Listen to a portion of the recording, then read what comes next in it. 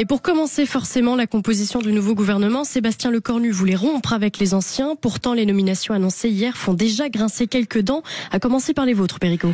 Oui, on a vu Sébastien Lecornu il y a quelques jours face à Léa Salamé expliquant qu'il avait démissionné, qu'il n'était plus aux affaires, qu'il était à disposition. Il avait d'ailleurs beaucoup de sûreté de lui et je veux dire sa prestation fut assez convaincante et rassurante. Il avait l'air d'un homme sincère.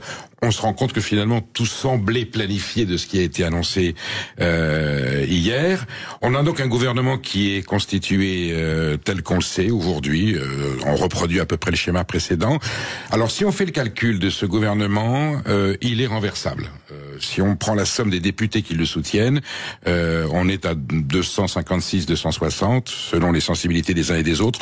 En tout cas, en face, on peut atteindre les 289 voix justifiant ou faisant passer la motion de censure. Donc, comment ce gouvernement, je suppose qu'Emmanuel Macron et Sébastien Lecornu sont des gens sensés, qui connaissent les enjeux politiques, qu'est-ce qu'ils vont faire pour obtenir la bienveillance ou l'abstention du groupe socialiste des 69 députés socialistes, si ce n'est en leur livrant, comme un plat de lentilles, la réforme des retraites, qui est, pour l'instant, j'allais dire, l'enjeu fondamental du quinquennat d'Emmanuel Macron. C'était la réforme des retraites qu'on nous a expliqué comme étant nécessaire, incontournable, urgente et qu'elle était non négociable. Et là, ils vont la vendre contre l'abstention du Parti socialiste pour se maintenir seulement au pouvoir.